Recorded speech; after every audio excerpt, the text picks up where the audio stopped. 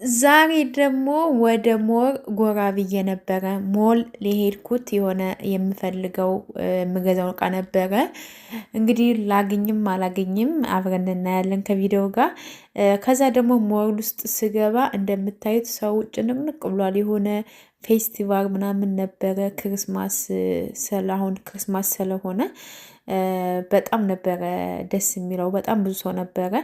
ሰላም እንዴት ናችሁ? ውድ ሀገሬ ልጆች፣ እኔ ጋር ሁሉ ሰላም ነው፣ እግዚአብሔር ይመስገን። ሙሉ አለም ነኝ። እንግዲህ ዛሬ ደግሞ ከቤት ወጣ ብዬ እሑድም አይደለም ትንሽ ደብሮ የነበረ ከዛ ከምሳ ሰዓት በኋላ ወደ ማታ ሲል ከቤት ወጣው ማለት ነው። እና እስኪ አካባቢ ምናምን ላስጎብኛችሁ። በመጀመሪያ ደረጃ ቪዲዮን ስትጀምሩት ላይክ በማድረግ ጀምሩት። እንዲሁም ደግሞ ለቻናሬ አዲስ ከሆናችሁ ሰብስክራይብ በማድረግ ቤተሰብ ሁኑ እና ቪዲዮውን አይታችሁ ደግሞ ሀሳብ አስተያየት ካላችሁ ኮሜንት ላይ ያስቀምጡልኝ።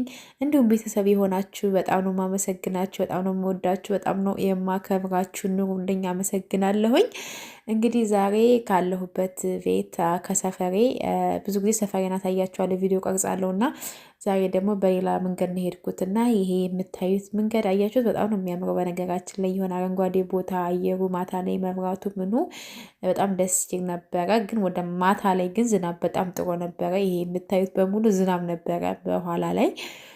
ከዛ በእግሬ ነው የሚሄደው ታውቃላችሁ፣ መኪና የለኝም፣ መኪና የለኝም። ከዛ መንገዴ በነገራችን በመንገዱ ሴት ደስ ወክ እያደረግኩ ነው የሚሄደው እና እንደዚህ አበባ መሸጫዎች ቦታዎች ምናምን ናቸው። ግን አየሩ በጣም ይቀዘቅዝ ነበረ እና ትንሽ አፍንጫዬን ራሱ ዘግቶኛል ማለት ይቻላል። እና እንደምታዩት በነገራችን ላይ እዚህ ሀገር ሳይፕረስ በጣም ደስ የምትል ሀገር ናት። ምክንያቱም በየመንገዱ ስትሄዱ ቤተክርስቲያን ነው የምታገኙት። የክርስቲያን ሀገር ናት። ቤተክርስቲያኖች እንደምታዩት በጣም በጣም በጣም በጣም በጣም ነው የሚያምረው የቤተክርስቲያናቸው አሰራር፣ ዲዛይኑ ምኑ በቃ ኢትዮጵያ ያለው ያህል ነበረ የሚሰማኝና ከዛ እዚህ ጋር እንዳልኳችሁ በርቀት ያው መግባት አልችልም። ማታ ላይ በነገራችን ላይ ቤተክርስቲያን ይከፈታል። ጠዋት ላይ 6 ሰዓት ሊከፈትና እስከ 10 ሰዓት ይቆያል መሰለኝ። ከዛ ደግሞ ማታ ላይ 6 ሰዓት ላይ ይከፈትና የሚጸልይ ሰው ምናምን ይሄዳል።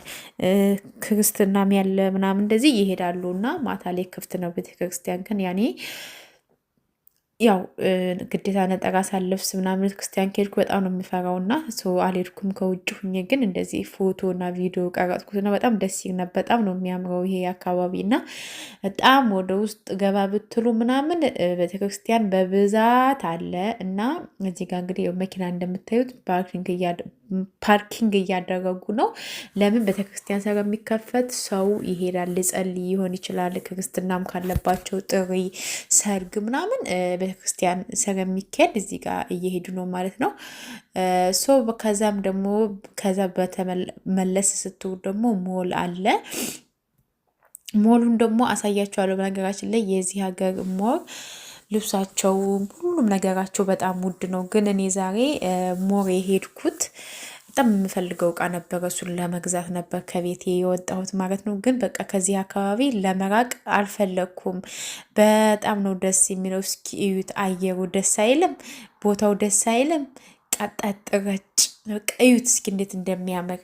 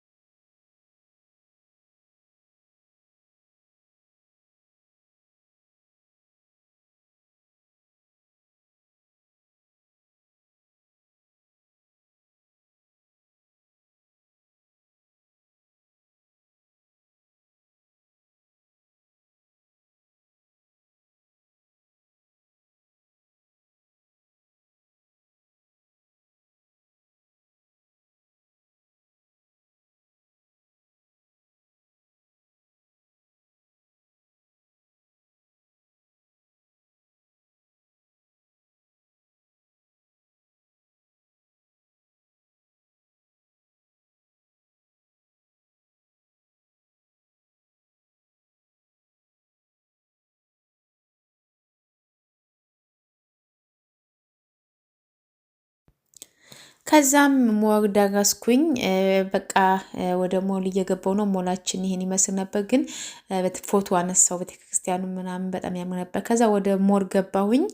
እንዴት ስታዩት አያችሁ የሰው ብዛት ትርምሱ ልነጋችሁ አልችልም። በጣም ነው ደግሞ የዛሬው የሚለየው ማለት ነው። በጣም ሰፊ እና ደስ የሚል እንትን ነው እና በቃ ብዙ ማየት የምፈልጋቸው ነገሮች ነበሩ። የምገዛቸው እቃ ልገዛ ያሰብኳቸው ነገሮች እና ብዙም ሞል አልሄድም። ትንሽ ከቤቴ ስለሚርቀኝ ያን ያህል አልሄድም። ግን የምፈልገውን ነገር ለመግዛት ዞር ዞር ብዬ ብዙ ቦታዎች ካየሁ በኋላ እና ሞል ደግሞ በጣም ሰው የተጨናነቀ ስለሆነ ቪዲዮ ለመቅረጥ ራሱ አይመቸኝም እና ከዛ በጣም ደስ የሚል ሞል ነው ይሄ ወደዋለው። ከዛ እንዳጋጣሚ እዚህ ጋር ዞር ስር በጣም ብዙ ሰው ተሰብስበው ባዛር የሆነ ፌስቲቫል ነው ምናምን ነበረ። ህጻናት ተሰብስበው ምናምን እዚህ ጋር የክርስማስ ሾው ያሳዩ ነበረ። እኔ ግን እነሱን አላየኋቸውም፣ ብዙም አልቆምኩኝም። ዞር ዞር ብዬ የምፈልገውን ነገር ለመግዛት እና ልገዛ ያሰብኩትን አላገኘሁትም። ግን ልገዛ ያሰብኩት ሽቶ ነበረ። እኔ በጣም የምወደው ሽቶ ሞር ነው የማገኘው እና ግን የሚገርማችሁ ነገር ሄድኩኝ፣ ግን የምፈልገውን ሽቶ አላገኘሁኝም። ሽቶ በጣም ነው የምወደው። ኢትዮጵያ እስከሚሄድ አልጠብቅም ሽቶ። በእርግጥ በነገራችን ላይ ሽቶ ኢትዮጵያ ለመሄድ ግዴታ ሽቶ ለመግዛት ኢትዮጵያ ለመሄድ አይጠበቅባችሁም። ግን ብዙ ሰው ኢትዮጵያ ሲሄድ ነው ሽቶ የምገዛው። አሁን ግን ችግር የለም ዝም ብዬ ማንኛውም ሽቶ እጠቀማለሁ የሚሉ ሰዎች አሉና ለዛ ነው ሰው።